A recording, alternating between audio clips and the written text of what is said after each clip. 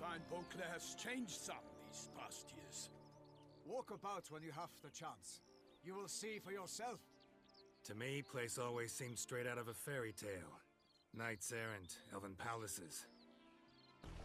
The Witcher 3 was one of the best games of this generation. Heck, maybe even one of the best games of all time.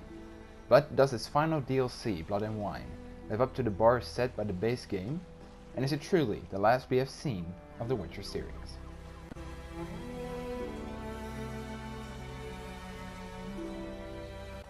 Toussaint looks amazing. The graphics are still one of the best things about this game. It looks breathtaking. And to consider that Blood and Wine is almost 1 year old, it is still one of the best looking games of all time. It has changed since the base game though. It's more colorful, has better lighting effects, better graphics, and suits the environments much better. The downside is that it almost doesn't rain, so all dynamic weather is gone. But you won't ever mind that, and that is missing.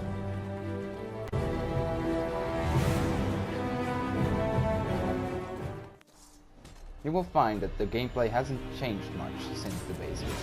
It is still mostly swinging your sword and using spells like Igni, Axii, Yrden, and Art. And another one.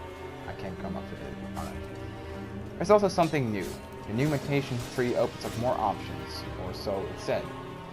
I kinda skipped over that mission and can't use it now, which is a shame, which means I will have to start over again, but maybe I will. Apart from that, if you like the base gameplay, you will like the gameplay in Blood and Wine as well. And if you hated it in The Witcher 3, well, you might want to stay away from this one.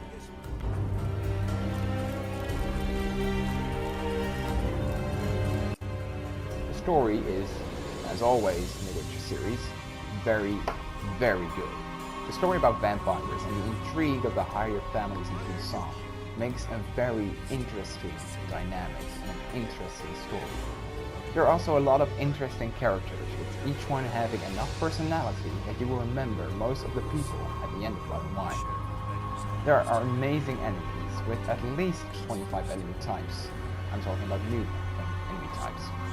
I don't want to spoil the story, so you will have to experience it yourself, but I think it might be better than the base game.